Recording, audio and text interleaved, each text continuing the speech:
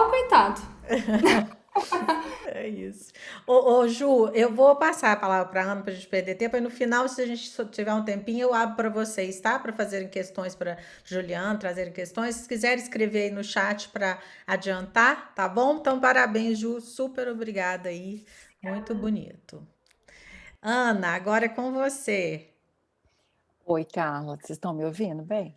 perfeitamente. Então tá bom. Bom, boa tarde. Juliana, muito bom, como a Carla disse, né?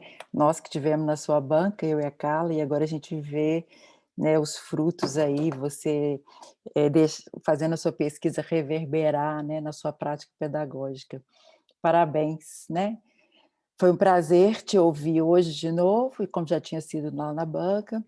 E quero agradecer muito, né, a Carla, esse grupo, né, Teclas Minas, pelo trabalho maravilhoso, né, que vocês fazem, reunir tanta gente para discutir questões relacionadas ao piano. Então, assim, parabéns. E eu me sinto muito honrada, como a Juliana também falou, de estar aqui hoje e também de ver pessoas que eu estava morrendo de saudade, tipo assim, que eu já não via há muito tempo, a Isabela, que está aí, que eu vi a carinha dela, Liliana, Flávia, mesmo a Carla, a gente se fala diariamente, mas não se vê, né? Então eu agradeço muito a oportunidade de estar aqui hoje, e diferentemente da Juliana, eu não vou mostrar, digamos, a minha prática pianística, mas eu vou trazer algumas reflexões com as quais eu convivo diariamente na minha prática, como pianista, professora e pesquisadora. E fiquem à vontade se vocês quiserem me interromper, tá? Se eu falar alguma coisa que vocês não quiserem interromper na hora, pode falar.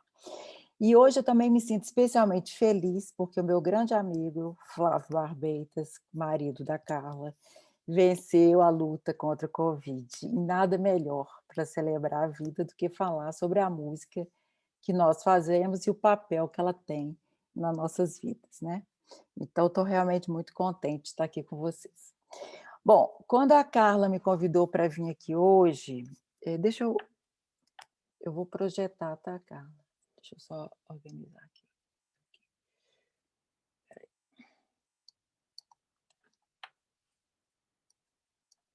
Só um instantinho.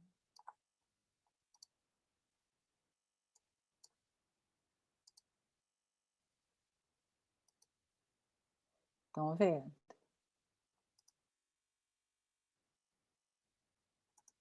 Carla, tá vendo? Ok. Então, quando a Carla me convidou para vir aqui hoje falar com vocês, eu fiquei, assim, um pouco em dúvida, né, sobre o que abordar, tendo em vista o perfil variado do grupo, né. Então, na dúvida, eu acabei sugerindo que ela disponibilizasse a vocês um texto que eu, né, escrevi há uns, sei lá, 2, 3 anos atrás, que está na revista da USP. Eu não sei se a Carla conseguiu mandar para todo mundo. E nesse texto, eu tento me situar, né, ou talvez sintetizar minhas reflexões e sobre alguns pontos que eu irei aqui tentar abordar com vocês hoje. Mas antes de mais nada, eu acho que é importante a gente pensar um pouquinho, na delimitação do recorte temporal em relação ao termo música contemporânea.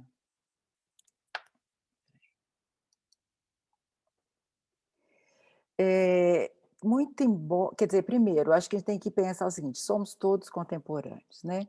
Nós estamos aqui nesse tempo, aqui hoje, fazendo música no presente. Portanto, a música que nós fazemos hoje é uma prática de uma música contemporânea, porque estamos fazendo na contemporaneidade. Então, existe as músicas do passado, que fazemos hoje, então aquela música do passado, aquela música tradicional, ela é uma música que vem do passado para o presente, portanto, você está trazendo para a contemporaneidade uma expressão do passado. E se você está fazendo a música de hoje, você está fazendo na contemporaneidade a música que está sendo feita hoje. Mas historicamente, se a gente for pensar, existe uma conexão muito grande com do termo música contemporânea com as práticas da segunda escola de Viena. O que é a segunda escola de Viena, né? São os compositores, ou talvez os mais famosos, Schoenberg, Alban Berg e Weber, que começaram a trabalhar com o atonalismo mais sistematicamente, que acabou gerando o dodecafonismo e depois serialismo integral, com compositores como Messiaen, Boulez, Stockhausen, etc. Então eles inauguram, ali na segunda escola de Viena, um tipo de estética que rompe com o idioma tonal, com as referências da melodia tonal, da harmonia tonal, e inaugura, então, uma música cuja narrativa, cujo idioma se baseia agora no sistema atonal. Então, historicamente, a gente começa a chamar de música contemporânea a música atonal. Então, assim, para distinguir da música tonal dos 3, 4 séculos para trás, não é? Mas não quer dizer que hoje não se faça música tonal, não é isso. Mas nós estamos pensando assim, habituou-se a chamar de música contemporânea a música que tem essa origem ali na segunda escola de Viena. Mas obviamente que, ó, hoje nós temos isso que é muito complexo, assim, quando a gente vai pensar, na música contemporânea, porque a música do Schoenberg já é música antiga, não é? Quer dizer, eu quando para mim, então, aí eu vou chegar onde eu quero o que que eu estou chamando de música contemporânea, é a música, é a obra musical feita nos últimos 50 anos. Quer dizer, estou falando nesse momento aqui, tá? No nosso contexto aqui, então, quando eu me refiro à música contemporânea, eu estou falando dessa produção dos últimos 50 anos, e que envolve uma multiplicidade de tendência estética que nenhuma outra época do passado viveu. Então, se a gente for pensar dodecafonismo, serialismo, minimalismo, maximalismo, eh eh, música experimental, música eletrônica, acusmática, enfim, é tanta, tanta, tanta estética diferente que, assim, é é é impossível, acaba que cada compositor muitas vezes acaba criando o seu próprio gênero musical, sua própria estética. Então não existe, como existia no passado, na música tradicional, um certo, patos, né, que regia, que direcionava os compositores em termos de linguagem, em termos de forma, em termos de estruturação, né, dentro da tonalidade. Bom, não sei se isso está mais ou menos, se isso está um pouco nebuloso ainda, mas é só para então tentar me situar aqui com vocês o que que eu estou chamando de música contemporânea. Então eu estou falando da música da década de 70 para cá, de 1970 para cá. Então, quando eu penso, né, sobre esse tema, eu gente, eu convivo com uma série de questões há anos, né. Eu vou apresentar para vocês algumas que vivem comigo, assim, já fazem parte do meu cotidiano. Claro que eu não tenho aqui a pretensão de trazer respostas e definições, apenas eu queria aguçar um pouco os nossos sentidos em relação, à música contemporânea, tá. Então eu vou colocar aqui para vocês. A primeira delas, por que ainda conhecemos tão pouco a música do nosso tempo? Se a gente fizesse uma avaliação do nosso repertório individual, né, qual a percentagem de obras do século 20 e 21 que está nesse repertório? Se olharmos para as nossas playlists, quantas obras de Bach, Beethoven, Chopin, Brahms estão lá? E quantas músicas de Messiaen, Ligeti, Boulez, Berio, George Crumb, Edson Zampronha, Henry Cowell, né, a Juliana tocou aí. Ou os nossos brasileiros. Quem que tem na playlist aí Almeida Prado, Marlos Nobre, Roberto Vitório, Marisa Rezende? Ou dos nossos compositores colegas, os meus colegas aqui da UFMG, por exemplo? Ou ainda músicas latino-americanas. Quem aqui já escutou Graziela Parasquevaide, Sérgio Prudêncio, Mário Lavista? E, quer dizer, 3 nomes que já são, digamos, clássicos da música latino-americana, né. Então, assim, há muitas, eh, quer dizer, é uma situação muito complexa, assim, não dá para a gente pensar, não é uma resposta simples a essa questão, porque isso faz parte, né, de uma complexa indústria cultural, da qual a música clássica, né, ou a música erudita, é mais um produto de consumo. E também tem uma lógica que subjaz a sociedade moderna, que é a invibilização daquilo que resiste ao conformismo da tradição, segundo a perspectiva do Walter Benjamin, que eu cito ali no texto que a Carla passou para vocês.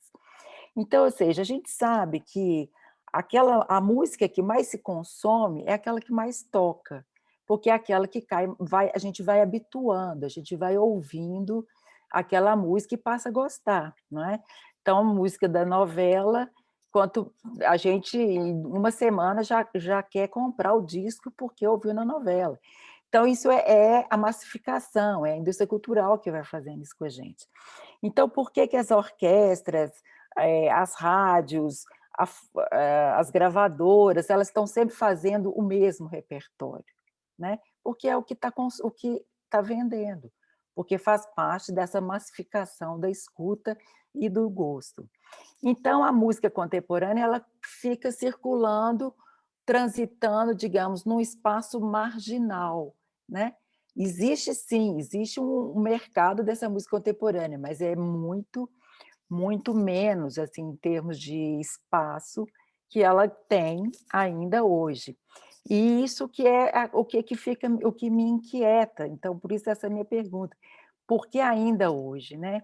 E aí entro na segunda questão, qual o nosso papel enquanto intérpretes na construção de novas sensibilidades musicais? O que que as nossas performances, as nossas maneiras de ensinar, os nossos temas de pesquisa têm contribuído para provocar novas reflexões, novas formas de escuta, novas posturas estéticas e, críticas ideológicas, né? Será que nós nos colocamos apenas no lugar de replicadores ou somos de fato, ou assumimos de fato que somos artistas, artistas pensadores, né? Então, quando a gente, ensina, o que que nós estamos ensinando para os nossos alunos? A serem criativos ou a serem, alunos que vão fazer aquilo que a tradição da interpretação diz para ele fazer, né.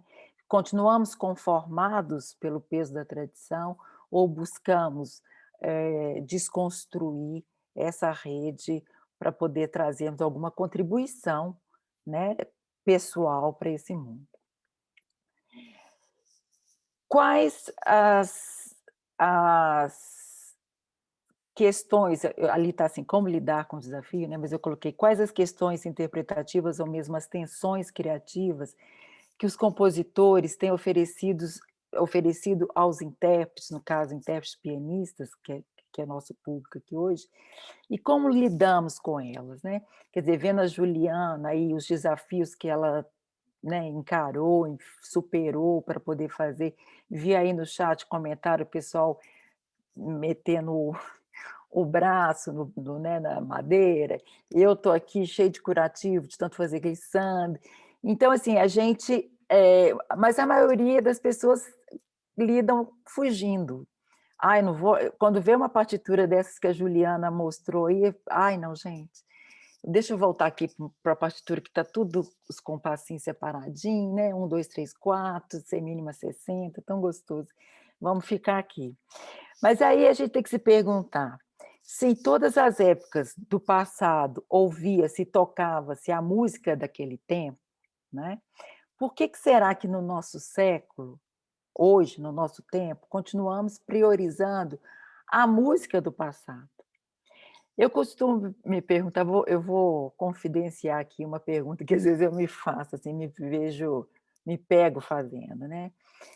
Quem será que disse, que convenceu a todo mundo que num curso de bacharelado em piano, a gente tem que tocar pelo menos 4 sonatas de Beethoven? Não sei se são 4, mas por que que a gente tem que tocar uma só é pouco, que eu sei, mas, assim, por que que a gente tem que tocar um monte de sonata de Beethoven? Eu fico pensando, provavelmente foi um alemão que falou isso. Ou pior, um brasileiro que foi estudar na Alemanha e voltou alemãozado, né. E por que que será que essa mesma pessoa que decretou, né, que a gente tem que tocar um monte de sonata de Beethoven, não decretou que além das sonatas de Beethoven, a gente deveria aprender a tocar a música do nosso tempo, sobretudo a música da nossa cultura, a música brasileira, a música latino-americana. Deveríamos aprender a ler uma partitura contemporânea, deveríamos aprender as técnicas contemporâneas e nos lançarmos ao desafio que essas obras nos impõem, sobretudo no plano da escuta. E achei interessante a Carla quando fala para a Juliana assim, com certeza essa imersão modificou a forma dela tocar outro repertório, porque modificou a escuta, e aí a Juliana vai dizer: "Antes eu não me preocupava com a sonoridade, né, e agora eu me preocupo". Justamente porque o timbre é uma das grandes questões da música desse tempo. E não é só fazer efeitos, existem aquelas ideias absurdas: "Ah, a música contemporânea é efeito". Ora, meu bem, se você acha isso, então é porque você está completamente equivocado, porque a música contemporânea ela tem, de fato, uma exigência em termos de timbre muito grande, porque o timbre se independeu, se na música tradicional o timbre era parte de uma orquestração, agora a própria existe orquestração de timbres, né, na música contemporânea. Então ele se independeu, assim como, a rítmica complexa, as técnicas estendidas. Então, esse tipo de escuta, é o que nós deveríamos aprender, né, também. Não é que a gente não tem que tocar os Beethoven, lógico, faz parte, mas também tem um mito, de que isso eu num congresso, sei lá, no festival que eu participei, que eu falei que e se a gente aprendesse a tocar piano de trás para frente, ou seja, começasse a aprender a partir das músicas de hoje, e quando a gente estiver chegando no final da vida, a gente fosse tocar Bach, por exemplo, né. Como é que seria isso? Aí teve uma colega que veio brava falar comigo, ela ficou até me esperando depois de um concerto, ela ficou tão incomodada com aquilo que ela esperou acabar meu concerto, eu morta de cansada, e ela queria polemizar isso comigo, e eu falei assim: "Misericórdia, para que que eu fui falar isso?". Mas aí, o que eu quis dizer para ela é o seguinte: a gente, acha que a técnica pianística ela é construída porque aí ela me disse isso, né: "Ah, porque a nossa técnica ela está na música do passado". Quem disse? Como é que a gente sabe se a gente não testou o de trás para frente? Porque, gente, esse repertório tradicional, clássico, romântico, não foi escrito para esse piano moderno. Vocês acham que esse piano moderno, que convencionou, com essas teclas do mesmo tamanho, com peso, isso existia, por exemplo, na época de Beethoven? Existia a época de Chopin? Gente, os teclados do Chopin era tudo levíssimo. O piano do Schumann e da Clara Schumann tinha uma oitava tamanho de uma sétima. Ou seja, não existia uma convenção do instrumento. Cada país fazia o seu instrumento. Então tem aquela coisa, a escola francesa, ela tem aquele cuidado com o toucher, porque é o gosto. Não, é o tipo de fabricação do instrumento geral, era um som mais contido, diferente do som dos pianos fabricados na Áustria, né, no Império Austríaco. Então, assim, que repertório que é isso, como o Luca Chiatori vai dizer no livro dele, e o que nós tocamos são transcrições, não são transcrições de outros instrumentos que a gente toca nesse instrumento. Então dizer que a nossa técnica é construída a nossa técnica é construída para tocar a música daquela época, não para tocar a música de hoje. E aí que acontece essa defasagem. Então, quando a gente encara o repertório contemporâneo, a gente não sabe nem por onde partir, né. Então, assim, eu acho bacana demais a Juliana fazer esse relato dela, porque ela teve essa coragem, assim, de sair dessa zona de conforto e encarar essas tensões, né, criativas e esses desafios interpretativos. Então eu passo aqui para a minha segunda para a quarta pergunta, que eu chamo de escuta versus partitura. Se eles não nos ensinaram a fazer a música do nosso tempo, por que que não nos ensinaram, então, a indagar a partitura? Já que a partitura ela se tornou um ser autoritário, né. Nós morremos de medo da partitura. Muitos professores falam assim, vocês aí com certeza também costumam falar, eu também já falo isso para meus alunos há muito tempo, a partitura não é a partitura é um mapa, não é o território, né. O Kohreuter falava isso, o território é a música e a partitura é só o mapa. Só que ninguém ensinou a gente a olhar além do mapa, a gente fica só no mapa. Ninguém ensinou para a gente a vislumbrar o território a partir daquele mapa. Então a gente não sabe indagar. Quando a gente cai numa partitura que não existe gravação, não existe, o professor falando para a gente como é que é para tocar, a gente está diante disso que eu chamo ali embaixo de tradição versus liberdade criadora, que eu vou chegar lá. Mas ninguém então, assim, se nós professores, se nós na universidade, nos conservatórios, na nossa dinâmica pedagógica, se a gente não refletir sobre isso, vamos continuar nesse conformismo que o Benjamin vai dizer. Vamos continuar perpetuando essa, quer dizer, fazendo mais do mesmo, né, e perdendo a chance de fazer algo que é a expressão do nosso tempo, né, nós vamos estar sempre anacrônicos, sendo sempre anacrônicos com o nosso tempo. E aí eu entro aqui na minha quinta questão, que é o meu eterno conflito, que eu digo que é o peso da tradição sobre nós, principalmente quando a gente toca o repertório tradicional, né. Então eu vou ler um trechinho do que está lá nesse texto que eu mandei para vocês, que é uma citação do musicólogo inglês Lit Wilson, que ele vai dizer o seguinte: "Performers que ousam oferecer uma visão radicalmente diferente são esbofeteados pela polícia performática", e ele põe entre parênteses, professores, críticos, blogueiros, e rejeitados por potenciais empregadores, agentes, maestros, conjuntos, gerentes de salas, né, produtores de discos e de rádio. Onde está o incentivo para inovar quando manter as tradições é o foco do envolvimento profissional de todos com a música, né? Então, quando a gente quer fazer uma interpretação criativa da música do passado, nossa, ela está fazendo isso porque ela não sabe tocar do jeito que é certo, né? Quantas vezes a gente ouve falar isso?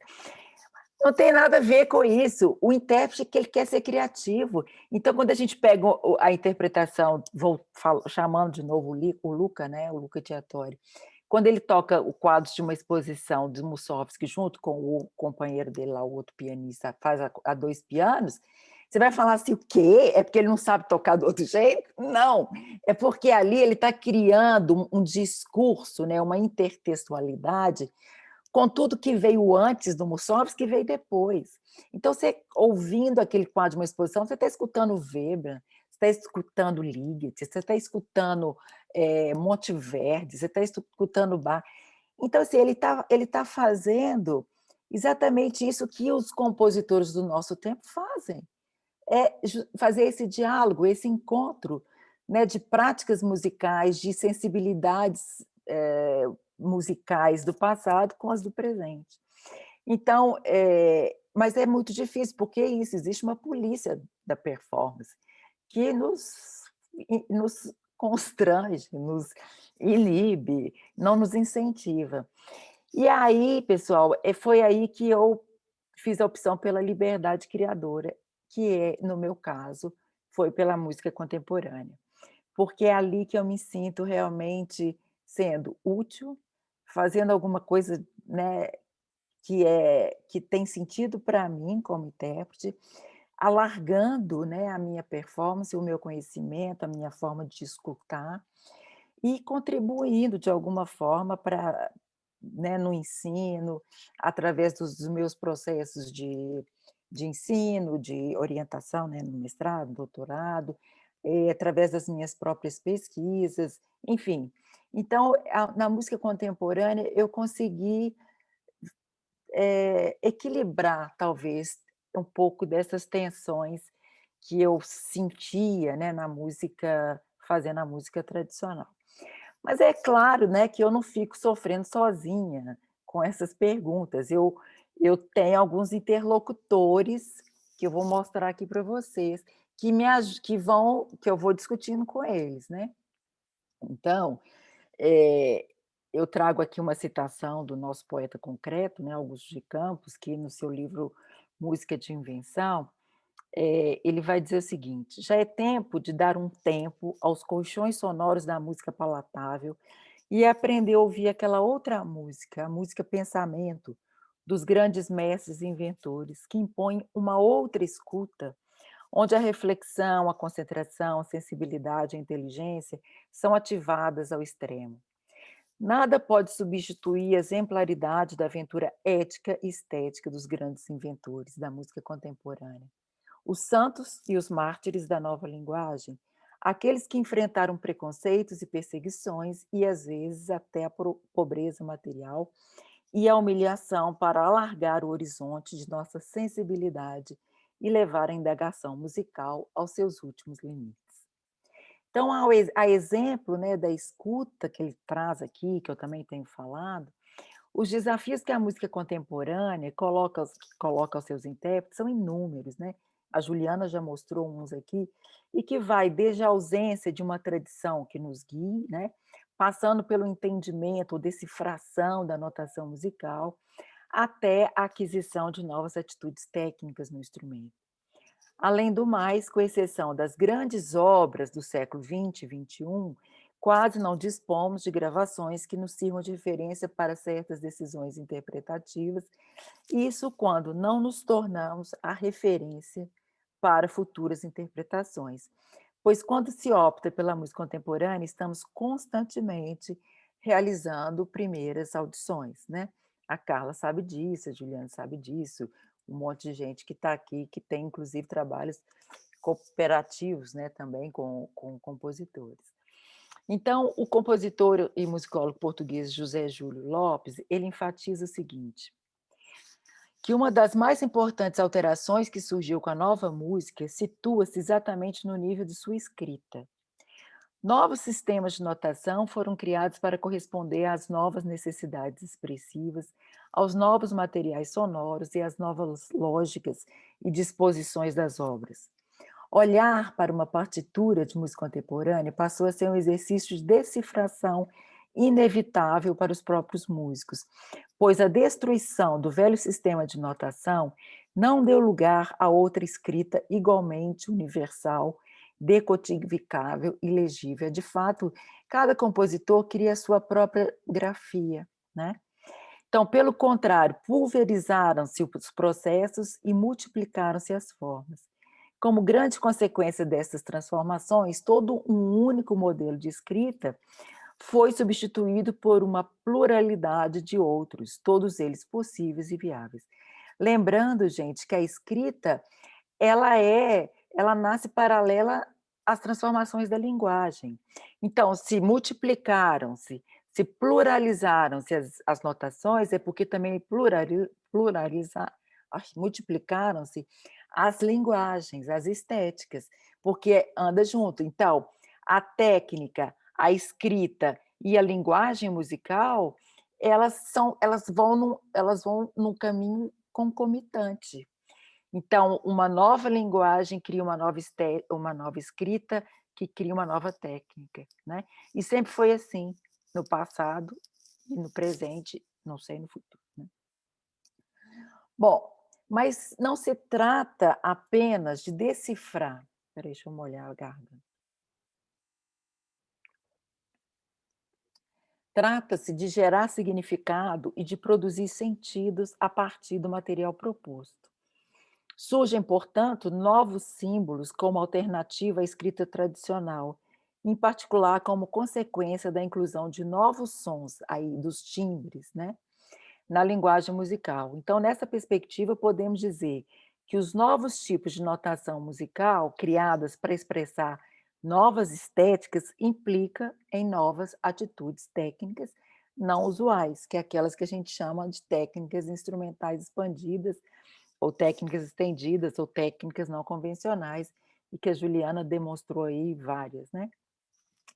Então, na música tonal tradicional, os intérpretes são chamados a realizar as indicações do compositor segundo a sua própria sensibilidade, já a própria sensibilidade do compositor.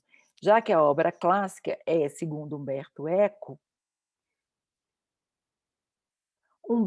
Eco não tem H não, né, gente? Esse Humberto aí é sem H, agora que eu vi, peço desculpas. É sem H. Que bobagem a minha, perdão. A realizar as indicações. É que hoje eu fiz esse slide muito na loucura aqui, porque estava sem internet, estava morrendo de medo da coisa dar errado. Segundo sua própria sensibilidade, já que a obra clássica é, segundo Humberto Eco, um conjunto de realidades sonoras que o autor organiza de maneira imutável. Ele, quer dizer, o intérprete, as traduz em signos. Não, mentira. Ele, o compositor, as traduz em signos convencionais para permitir ao executante encontrar ou realizar mais ou menos fielmente a forma que ele concebeu. Então, o sistema tonal e a sua lógica narrativa impuseram modos concretos e estilos de interpretação que na música contemporânea se revelam por vezes desajustados, visto que a expressão gestual, como a Juliana mostrou, o trabalho motor e o esforço interpretativo dos intérpretes não estão na mesma lógica. Lá no meu texto, eu faço um relato de uma masterclass que eu dei, em que o aluno ele foi tocar uma peça do Claudio Santoro, que é da fase aleatória, né, do Claudio Santoro, e quando ele tocava, eu falava assim: "Gente, ele está tocando tudo certo, mas tem alguma coisa errada". Ele estava tocando as notas, assim, fazendo os gestos dentro do piano, as técnicas estendidas, ele estava fazendo tudo certo, mas tinha alguma coisa errada. E depois de ficar ali ouvindo e pensando assim: "O que está errado, tá que está errado", e que eu consegui perceber, existia um pulso dentro dele, um pulso que era uma semínima 60. Ele não conseguia, a partitura não existia compasso, não existia barra de compasso, não existia nada, era uma partitura muito mais gráfica, era tipo essas aí que do Zampronha, mas ele fazia tudo dentro de uma pulsação, tudo medido. E eu, quando eu mostrei isso para ele, eu gravei, assim, fiz o vídeo, porque às vezes você tem que gravar e mostrar, não adianta falar. E eu pedi para ele tocar de novo, perguntei: "Posso fazer né, te gravar?" Tá, aí eu gravei. Aí mostrei: "Agora eu vou te mostrar". E comecei a bater a pulsação. E falei: "Tá tudo", ele organizou internamente os compassos. Isso, então a gente tem que desformatar o corpo, a gente tem que desconstruir esse corpo formatado na tradição, quando a gente vai fazer e vai encarar esse repertório, né, Juliana? Então os modos tradicionais de tocar uma nota num contexto melódico tonal, por exemplo, não funcionam da mesma maneira numa música como a música dodecafônica, serial, atonal, por exemplo, onde as relações entre as notas são estruturadas a partir de uma outra estruturação composicional. Eu tenho uma peça do Roberto Vittorio que a melodia está toda espacializada, então, assim, de repente eu tenho que criar um arco melódico, uma nota está no super grave, outra no super agudo e 3 no meio. Ou seja, não é aquela coisa próxima que você faz ali ligando, que fica gostoso, fácil da gente ouvir. Não, você tem que criar um arco, de ligadura enorme, né. Então é essa forma de articular o fraseado numa música não tonal, é completamente diferente da música tonal, né. Podemos supor que a realização não, isso aqui eu estou me repetindo. A cada nova obra, somos expostos a um universo de possibilidades e, consequentemente, a tomada de decisões interpretativas, muitas das vezes inusuais, eh, na prática tradicional. E aí surge aquilo que o Bério, Luciano Bério, vai chamar de um novo virtuosismo. Ele vai dizer o seguinte: os melhores solistas do nosso tempo, modernos pelo, eu tenho que tirar aqui, porque essa citação não está aqui no meu texto, eu tenho que levantar isso aqui. Os melhores solistas do nosso tempo, moderno, alguém pode ler? É que eu não consigo enxergar o meu slide todo. Você Posso pode ler ler? para mim, Carla, faz favor? Sim. Os melhores solistas do nosso tempo, modernos pela inteligência, sensibilidade e técnica, são aqueles que sabem evoluir numa ampla perspectiva histórica e resolver as tensões entre a criatividade do passado e a de hoje, utilizando o seu instrumento como meio de pesquisa e expressão. O seu virtuosismo não se limite à agilidade dos seus dedos ou à sua especialização filológica. Eles são capazes de se empenhar, porventura, diversos níveis de consciência no único virtuosismo hoje aceitável, o da sensibilidade e inteligência. Muito bom. Então, esse novo virtuose que ele estava colocando aqui, é esse que coloca o seu instrumento como meio de pesquisa e expressão, né? E expressão de quê? Expressão da sua identidade como intérprete, a expressão do seu tempo, né? Da música do seu tempo, a expressão do seu papel, né? Nessa nesse contingente que a gente vive, com tanta informação, com tanta disponibilização de músicas, né, que a gente tem. Então, assim, como que a gente, pode sair desse lugar da replicação, né, da reprodução e passarmos para a criação. Então, assim, olha, completando aquele rol das minhas questões, então, quer dizer, depois disso tudo, para que fazer música contemporânea, né? Claro que, assim, as respostas variam, dá um trabalho, né? Mas é claro que isso, cada pessoa tem ou não tem, né? A empatia, quer ou não quer, enfim, isso aí é muito individual, né? Essa escolha. Mas o que no meu caso, eu sinto que eu me coloco no curso, né, da história, e que me aproximo das práticas interpretativas de épocas passadas, porque os intérpretes da Renascença, do Barroco, do Classicismo, do Romantismo, tocavam a música do seu tempo, né. Então eu acho que to eu sou como o músico do passado, eu toco a música do presente, né. Então aqui, completando essas minhas reflexões, e como a Carla tinha comentado, opa, por que que eu não estou passando? Uma forma que eu, quer dizer, a minha prática, como é que eu lido, né, com a prática da performance na academia, né? Como que a minha pesquisa acadêmica, eu consigo conciliar, ou pelo menos eu tento conciliar com a performance, com a pesquisa acadêmica. Afinal de contas, né, nós aqui, a maioria de nós, fazemos parte de alguma universidade, estamos numa universidade, estamos trabalhando, né, nos nossos programas de pós-graduação, e é onde a gente também contribui, né, bastante para as pesquisas e para a gente também transformar essa nossa realidade.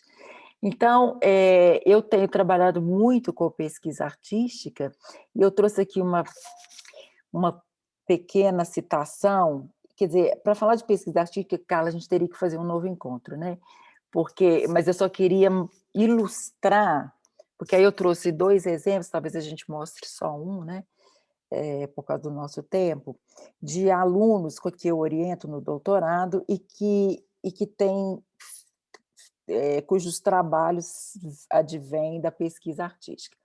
Então, citando aqui um dos teóricos da pesquisa artística, dos primeiros teóricos, o Henk Borgdorf, ele diz assim: a prática artística pode ser qualificada como pesquisa caso o seu propósito seja aumentar nosso conhecimento e compreensão, levando adiante uma pesquisa original em e através de objetos artísticos e processos criativos. Eu também estou com problema de ler, se eu pular alguma palavra, vocês me corrijam. A pesquisa em arte inicia fazendo perguntas pertinentes ao contexto da pesquisa e ao mundo da arte, tá certo? Os pesquisadores adotam métodos experimentais e continua aí, Carla. Hermenêuticos que mostram e articulam o conhecimento tácito que está localizado e encarnado em obras e processos artísticos específicos. Os processos e os resultados da investigação são documentados e divulgados de maneira apropriada para a comunidade acadêmica e o público mais amplo. Isso. Então, na pesquisa artística, não há um único modelo ou metodologia, mas o conhecimento gerado é endereçado à prática. Ele não é só endereçado à prática, mas ele parte da prática. Então, o que a Juliana fez é também um projeto, o que, né, o trabalho dela é, sem dúvida, um trabalho de pesquisa artística, na medida em que ela problematiza a prática dela e gera um conhecimento que pode servir a outros pianistas, como eu vi aí que muitas pessoas comentaram e que tem certeza que vão se interessar por esse repertório e o seu trabalho vai ser uma referência. Mas o produto não necessariamente tem que ser no formato de dissertação, de tese. No Brasil ainda tem, né, porque é o modelo que a CAPES nos exige, mas em outros países já não. Então, se vocês me permitirem, eu vou mostrar para vocês, quer dizer, Carla, você que manda, tá?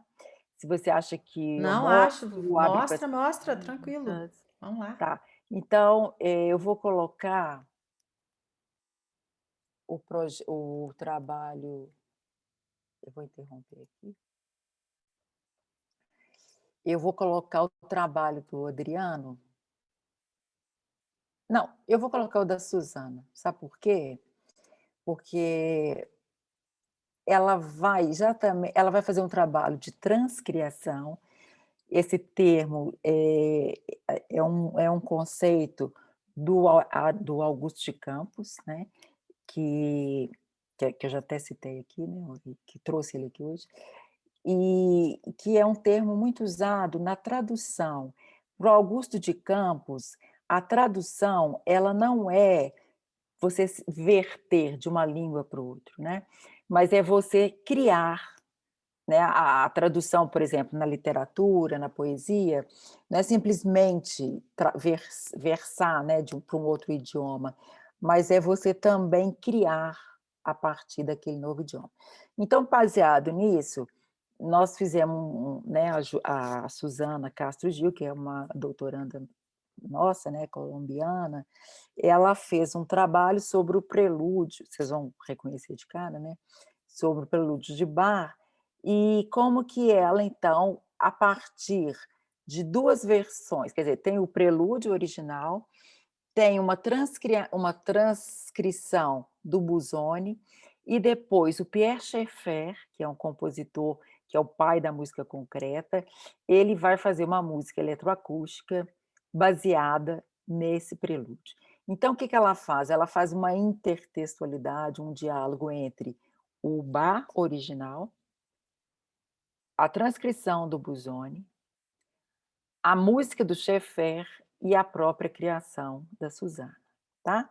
Então eu vou aqui, deixa eu abrir aqui o vídeo para a gente ouvir. Deve durar, acho que uns 5 minutos. Não esquece de compartilhar o som aí, tá? Tá. E o título do projeto dela também tem a ver com aquela imagem do Magritte que a Juliana colocou, né, isso não é um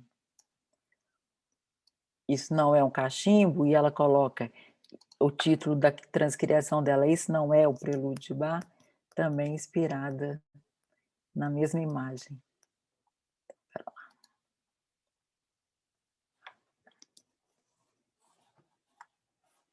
Eu tenho 2 telas, tem hora que isso fica insuportável. Estão vendo aqui uma tela preta? Começa sem som mesmo, não se assustem.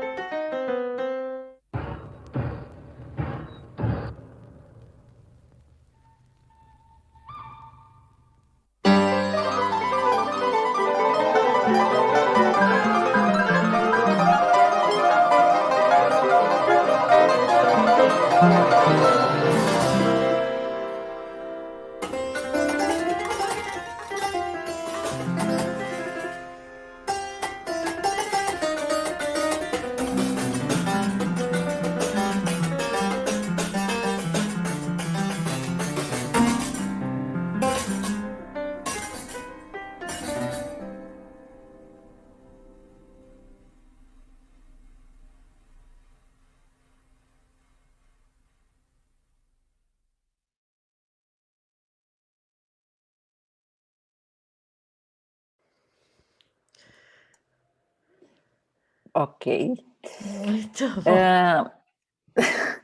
Então, esse é o trabalho que ela está desenvolvendo, e ali tem um monte de questão, porque essa questão da sombra, de como que o intérprete está na sombra, como que a gente é a nossa interpretação está sempre sendo questionada, tá sempre, então assim, a gente vai para o palco já perdedores, né? A gente já vai derrotado para o palco. Se a gente sobreviver, a gente comemora, senão a gente já está sabendo que a gente já está perdendo. Então, essa concepção, né, de essa música castradora, né, que a gente aprende, que a gente convive a vida toda. Então, ela problematiza isso, né, essa noção do virtuosismo. Então, assim, essa luz e sombra é constante também por conta disso, né, como que nós estamos sempre buscando a luz, mas a sombra muitas vezes é maior. E aí, como eu disse, ela faz essa interseção, né, então esses sons que vocês ouviram, da música, esses sons que não são, né, sons, gravados, são os da peça do Schaeffer, né. Então e ela vai porque a Susana também ela é toda trabalhada na tecnologia, então ela vai ela mesmo criando essas superposições e tal. Tem um outro exemplo, mas eu acho que a gente já está um pouco, acho que o pessoal pode estar cansado, né, que era do Não, Adriano. vamos ouvir, estamos com tempo ainda. É? Mas vocês não É. querem abrir para perguntas? Não, vamos ouvir mais. Pode mostrar. Vocês que sabem, tá? Eu já estou escolhendo aqui para todo mundo. Você está bem Eu acho que democrático. todo mundo, eu estou muito democrática. Essa é igual eu, é assim que eu sou nas aulas também. Olha lá, não estamos cansados aí, ó. Tive um Que bom. apoio aqui, ó. Oba, queremos ouvir mais. Eu só Tá. captei o sentimento coletivo e estou expressando, Sim, eu sei, porque você é né? uma antena, né?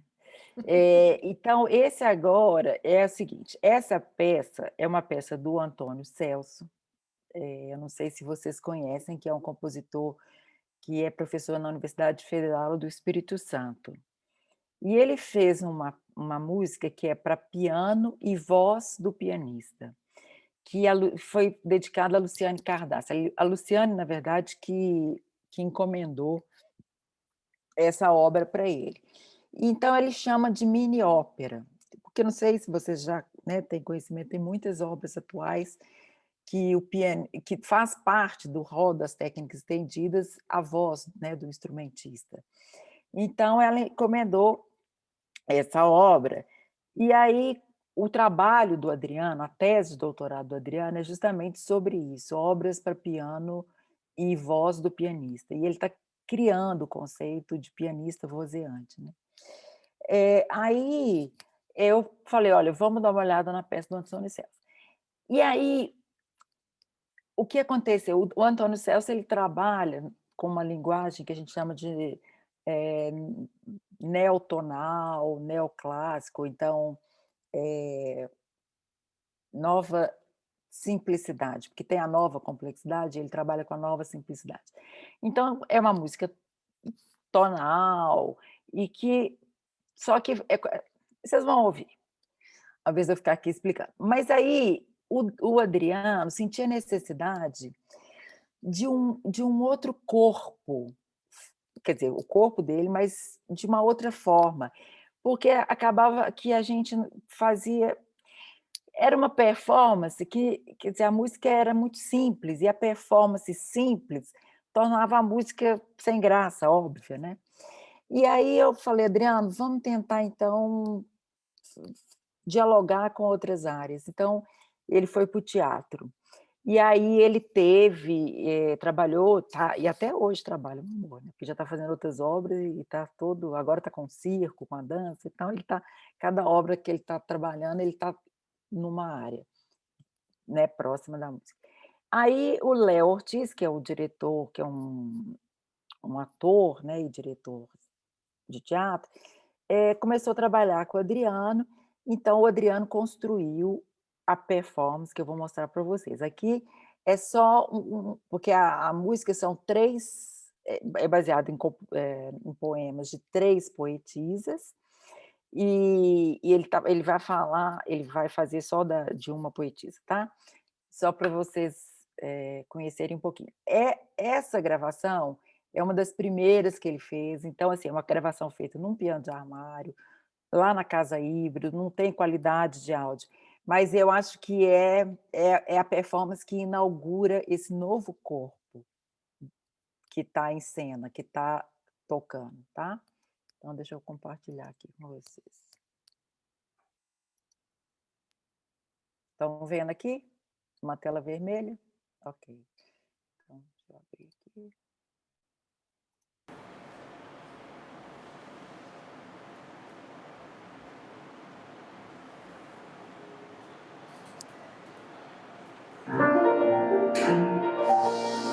Vejo lágrimas,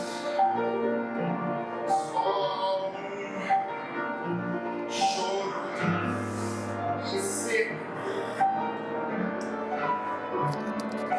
E vejo lágrimas, só choro e seco. E vejo lágrimas, só choro e seco.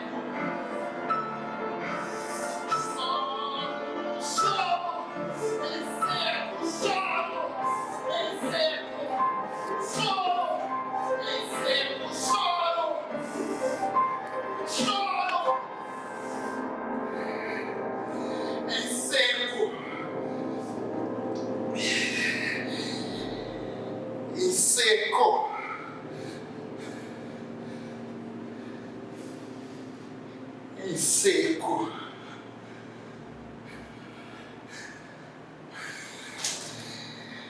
E seco.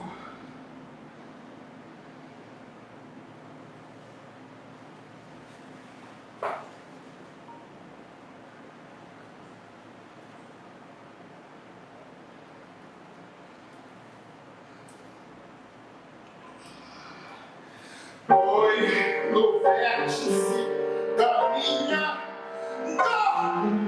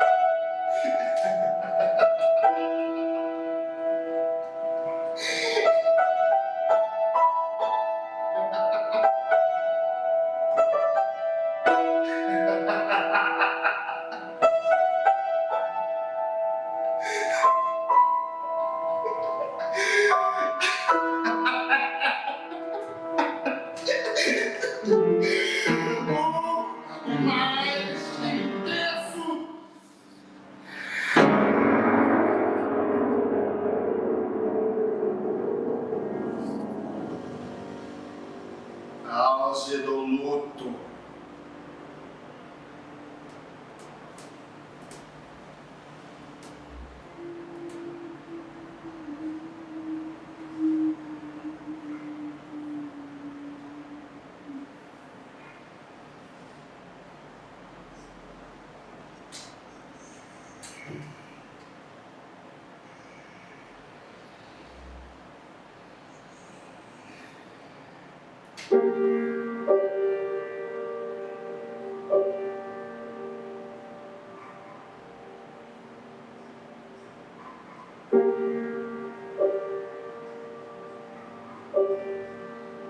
abassa, melancolia do texto.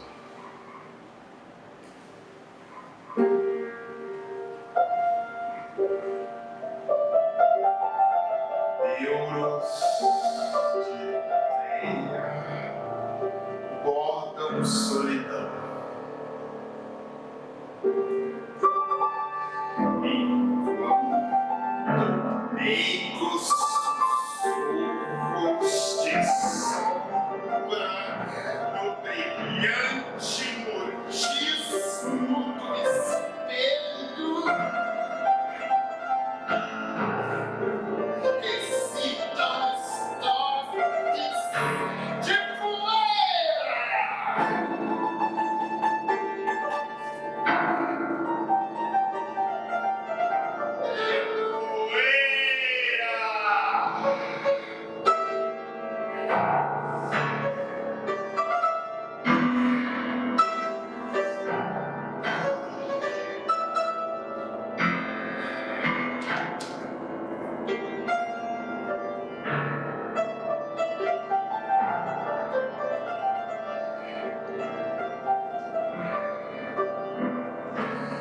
Abassa, melancolia do texto. Euros de teia esmordam solidão.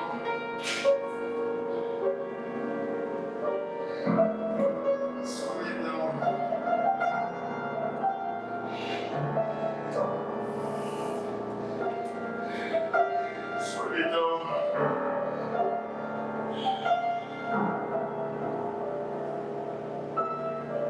Solidão. Solidão.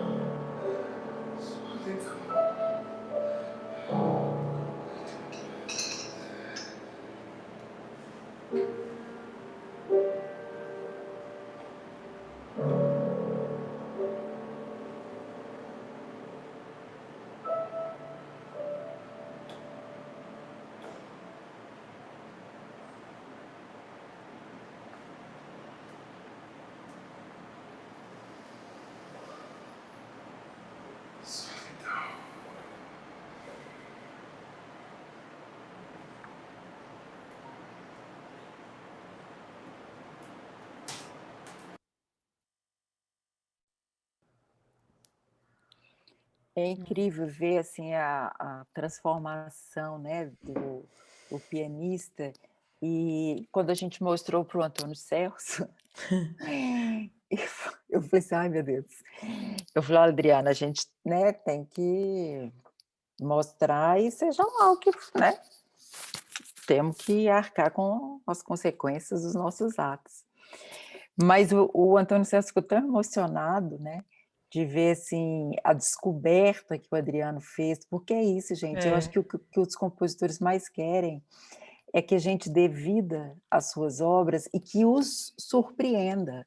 Uhum. Não que corresponda só à expectativa, mas que supere as próprias expectativas do compositor. E eu acho que o Adriano tem conseguido, assim, fazer esse trabalho e eu fico muito orgulhosa desses 2 aí que Muito vocês ouviram. lindo, muito bacana. Bom, pessoal, então eu acho que era isso que eu tinha aqui para falar, assim, não sei se ficou muito uma coxa de retalhos, mas é porque eu tentei trazer um pouco da minha reflexão pessoal, mas também do como que isso está reverberando o meu trabalho, né, na universidade, nas minhas pesquisas. Ana, muitíssimo obrigada. Acho que foi assim, você colocou assim, ó, deixou a gente com a cabeça assim, fervilhando dessas questões tão interessantes e tão instigantes que você trouxe, né? E eu fiquei aqui pensando, né, um tempo todo, como que né, essa visão, né, essa concepção que você tem aí do seu fazer artístico, né? Você sai daquela questão do nós fomos um pouco criados para sermos coadjuvantes, né, no nosso fazer artístico, não protagonistas, né?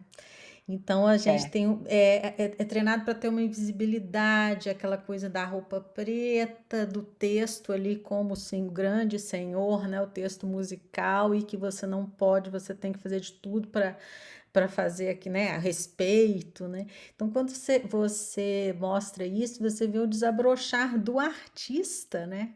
Que vai trazer aí o trabalho da Suzana, do Adriano. Então, de parabéns, muito, muito bom, muito assim, inspirador, né, para a gente sair a gente achar, né, a nossa identidade e se permitir, se autorizar, porque eu acho que é todo um exato. sistema, né, de que a gente está aqui. Por isso que eu sempre quis trazer essa perspectiva dupla do intérprete e do professor, né, do formador, que a gente possa se autorizar, né, que é uma coisa difícil, né, É, né? E autorizar os alunos também, né, a uhum. acharem esse lugar. Agora, deixa eu ver as perguntas, antes, porque eu não fico falando aqui, que eu fico e não deixo Mas ninguém. você também faz isso aí com o pessoal aí de São João, né, Eu Carla? tento Eu fazer vejo assim. seu trabalho, assim, e acho que você também é uma pessoa que está quebrando esses paradigmas, Procuro, né? tô nesse caminho também, tô nesse caminho. Eu vou Muito falar um pouco bacana, disso no último encontro também, dessas minhas experiências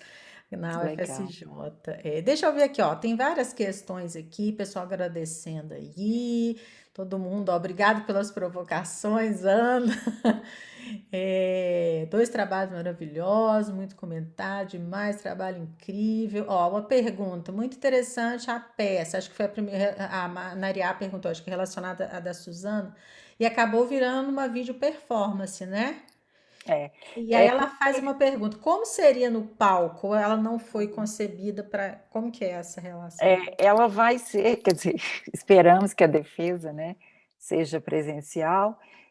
Então, como ela tinha que apresentar agora como, né, parte, assim, ela criou a Suzana é danada, ela criou uma exposição virtual, que depois, quem quiser, eu passo lá o link para vocês verem, onde ela foi colocando todos os projetos. Cada obra é um projeto, né? Então, ela fez 4 módulos, ela chama clusters, 4 clusters. Então, essa aí faz parte de um cluster. Então, ela foi criando, já que a gente não podia fazer ao vivo, então ela foi criando os vídeos para colocar nessa exposição virtual. Mas no presencial, o que a gente espera, o que ela vai fazer tudo aquilo que vocês viram da mão, e o vídeo vai estar projetado, então vai ter quer dizer, ela vai estar tocando com as caixas de som, mas aquele vídeo que vocês viram vai estar sendo projetado. Essa é a Entendi. ideia, né? Flávia levantou a Deixa mão. eu só complementar. Parabéns, Ana Cláudia, Ei, saudade de você. Flávia, tá bom, querida. Sou sua fã. Eu sou a sua, recíproca Imagina. verdadeira, é claro.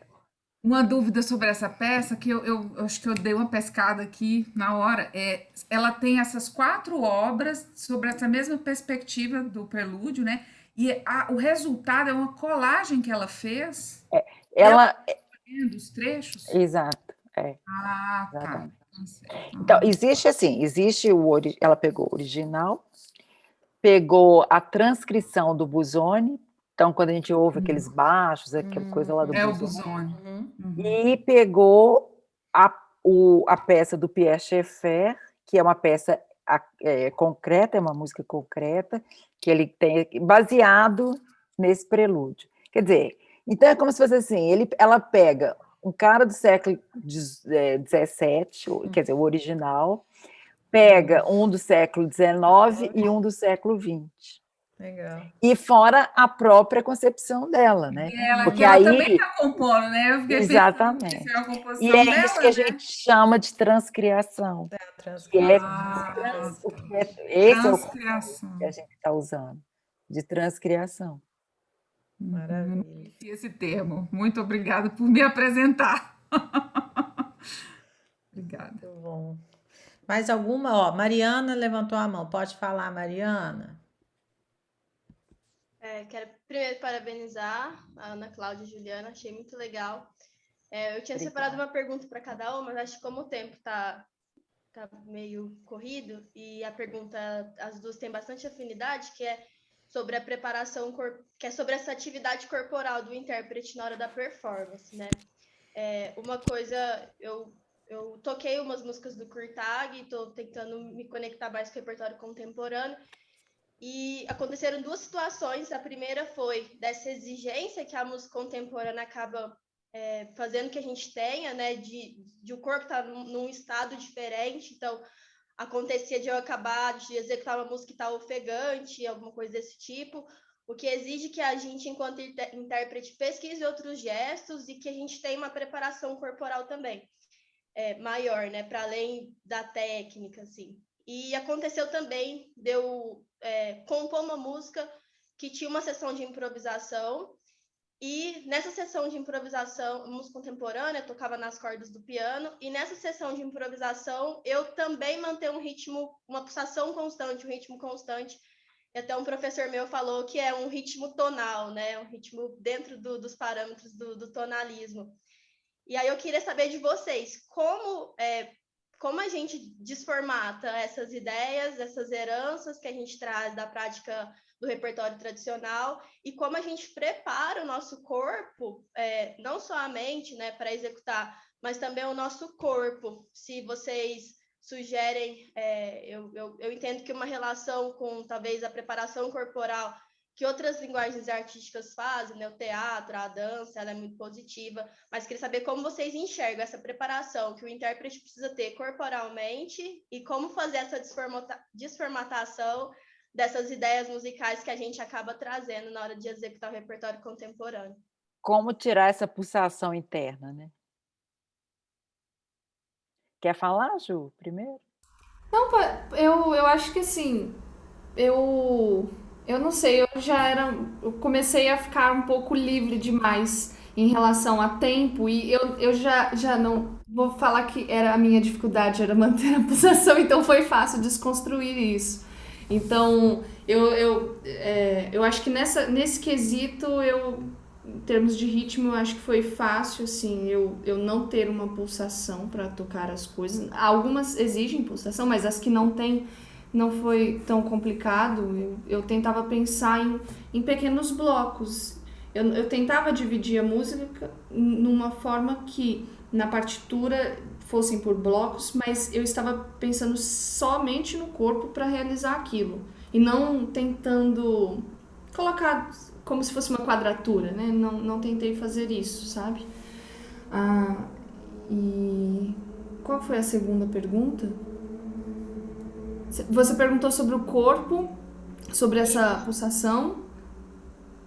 Não, sobre a preparação física do corpo mesmo, né? Da preparação para o corpo conseguir se expressar, né? Sim. Eu me deparei com alguns probleminhas ao tocar, por exemplo, a The Tides of Man, não, que eu sempre sentava ao meio do piano e eu comecei a tocar mantendo essa postura tradicional, e eu tinha que fazer os clusters no grave e os acordes no agudo, e eu comecei a sentir muita dor nas costas, e aquilo era constante, e eu não conseguia ficar 15 minutos tocando que eu já sentia a dor nas costas. E aí eu, por sugestão de amigos, eles falaram, mas já que você tem que inclinar o corpo para frente e ainda projetar o corpo para o lado, por que você não afasta o banco para a região grave? Nossa, por que eu não pensei nisso antes? Então eu acho que o levantar é uma questão ergonômica, você tem que ver onde o seu corpo se adapta em relação ao piano. Eu posso dar um palpite? Não, a pergunta foi para mim, não, mas tô pensando aqui. Eu acho que é isso, tem uma naturalização de como o corpo tem que ser usado, é daquela maneira, a gente é treinado para aquilo. Então você tem que desnaturalizar, não é assim porque tem que ser assim, né? Você não pensa mais, você só reproduz aquilo. Então é uma reinvenção de si, né? Então você tem que se reinventar também corporalmente. A sua escuta é reinventada, mas o seu corpo também tem que se... Eu falo, é uma auto-permissão mesmo para você usar o seu corpo. Isso para mim é muito difícil. A Ana sabe, assim, ela me ajuda muito nessas coisas, assim. Eu penso, como que eu vou fazer isso aqui? E aí chega pra lá, vai não sei o quê, põe um salto. Eu não alcanço dentro do piano, no meu caso é isso, eu toquei, eu não alcançava. Aí a Ana, um salto, vai ter que pôr um salto alto para você conseguir chegar lá dentro. Então são aquelas coisas, nossa, meus pianistas vai tocar com esse salto desse tamanho. Sabe aquelas coisas que você vai naturalizando? E sendo que você tem que se permitir, né, novos usos, não é, do corpo. Acho que é um pouco isso. E claro que tem a ver com uma invisibilidade que eu estava falando. Você não é mais esse pianista invisível, né? Você está ali muito presente e você tem que, né, usar o seu corpo e vencer uma timidez. Eu acho que tem muito essa coisa da timidez, né? De você tocar em pé, de você entrar dentro do piano, de você. Então, eu acho que é muito interessante, é um exercício mesmo de autoconhecimento, né? E de exposição, né? Por isso que é criativo, né? Carla, só um detalhe sobre essa peça que do Cowell, a primeira dos clusters, né? A Mariana estudou essa peça agora, esse semestre. E aí, quando eu fui experimentar, porque eu também estava meio que experimentando para dar aula para ela, né? E ela é mais alta e tem mais ombro do que eu. Eu simplesmente não consigo tocar o cluster de baixo e pegar aquele acorde de Fá, Si, Ré, Fá. Eu não alcanço aquilo. Aí eu falei, gente, não é possível. Ela consegue, eu não consigo. Eu arrumei um problema, estendi as costas aqui no dia que eu tava Nossa. tentando experimentar, e aí eu falei, Mariana, eu não consigo pegar esse acorde. Aí ficamos um tempão no WhatsApp, como é que você faz? E aí eu descobri que isso aqui meu é pequeno mesmo, eu tenho os braços pequenos. Então, assim, chega uma hora que até o seu corpo vai ter um limite. Eu tenho que fazer de outro jeito, né? Eu vi lá, ela toca às vezes ela pega com as duas mãos, então, assim, essa coisa da adaptação, né? É muito engraçado. Eu fiquei rindo, assim, perdi a noite de sono por causa disso. Ô, Flávia, mas aí que tá, porque o tamanho do cluster, você acha que se você tirar ali 3 notas vai fazer diferença no som? Exato! Aí eu falei, mas por que eu Não faz diferença nenhuma. com a No grave, cabeça a gente não ouve nota, a gente irritada, ouve né? textura. Exato. Entendeu? Aí que eu digo da autoridade da partitura. Uhum. A gente tem que saber que assim, o que você está ouvindo faz diferença se você não pegar o cluster inteiro? Não, porque a nossa atenção ela está na melodia e aquilo ali é só uma textura por baixo. Uhum. Mas o que eu ia... vezes isso acontece no próprio repertório. Eu tenho as mãos muito Claro, pequenas, né? Quantas vezes eu tenho que tirar nota de acorde, né? Então aí, ou colocar assim, para baixo, quantas inverter. notas tem que ter o cluster, né? Muito louco isso. É, A gente tá com a isso aí. virada, né? Esse é um bom exemplo, Mariana. Agora, o que eu ia falar é o seguinte: não há nada melhor do que trabalho de improvisação. Se você quer realmente criar outra relação com o seu instrumento, você tem que trabalhar, fazer improvisação. Improvisação dirigida, livre, improvisação com outros colegas. Eu, cada vez mais, assim, eu vejo que por isso que naquela disciplina, né, Ju, que a gente fez lá do PINC, né, que é a prática interpretativa da música contemporânea, eu trabalho muito em improvisação com os meninos, porque desenvolve exatamente essa outra maneira de abordar o seu instrumento, porque eu não estou falando de improvisação jazzística, não, né? Estou falando de você mesmo, de repente, se propor, pega um texto, ou pega uma partitura gráfica, enfim, você trabalhar o seu instrumento de uma outra maneira, sabe? E isso são exercícios que são muito, muito válidos para essa desformatação. Agora, quando a gente fala de técnicas estendidas, a gente tem que, é isso aí, respeitar o limite do nosso corpo. Eu, o ano passado, quer dizer, um ano antes de começar a pandemia, eu e Miguel, né, que nós temos um duo de violoncelo e piano, a gente recebeu uma obra para nós e que era muita coisa, muita técnica estendida, e eu tinha que ir muito dentro do piano para fazer usar umas linhas de pescar, para fazer uns harmônios e tudo. E eu falei com o compositor, desculpa, eu vou acabar com a minha coluna. Porque eu tentei, assim, eu tentei e fui sentindo que não dava. E eu falei, olha, amigo, não consigo. Então, ou a gente adapta, ou você adapta para mim, ou eu adapto sozinha. O que você prefere? Aí ele adaptou, porque eu falei assim: bom, a gente tem que tocar, a gente foi contratado para tocar, mas eu não vou parar no hospital por causa de uma música, né? Porque tem isso, assim, a gente tem compositores que querem ver a gente no limite ali, com a faca, assim, a ponta da faca no dedinho mindinho. Então, assim, você tem que também, ó, espera lá, né? Mas claro que isso é extremo, nunca isso foi a única vez que isso me aconteceu. Ô, Ana Cláudia, tem outra pergunta que você falou isso, aí o compositor quer ver a gente. Então é uma relação parecida com o diretor e de um ator, né? Que às vezes o diretor quer arrancar todo o caldo que tem do ator. A gente vê muitas histórias, né? Tal cena de tal filme que o diretor fez isso, fez aquilo, não sei o quê. Então, É. mais ou menos parecida essa relação quando você está próxima do compositor, assim, com esse tipo de obra, né? Que tem. Existem compositores e diretores, né? Então, assim, eu já trabalhei com um compositor que achava tudo lindo, falava nada. Já trabalhei com outros que eu falo assim: eu não te aguento mais, vai embora, assim, eu já não te suporto mais, deixa eu fazer a música, está me tolhendo. Mas gente que eu tinha bastante intimidade. Mas então tem uns que são chatos, mas tem outros que não. Então, assim, também depende, né? Eu já estou muito habituada, então eu já, assim, eu não estranho mais nada. Assim, das neuroses deles, tá bom. Muito bom, Mas eu gente. adoro esse trabalho. Olha, tá muito bom o nosso papo. Acho que a gente, ó, foi uma tarde super agradável. Obrigada, Ana. Obrigada a Obrigada, vocês. Ju. Obrigada a todo mundo que ficou aqui. Então, olha aqui, coraçãozinho para nós.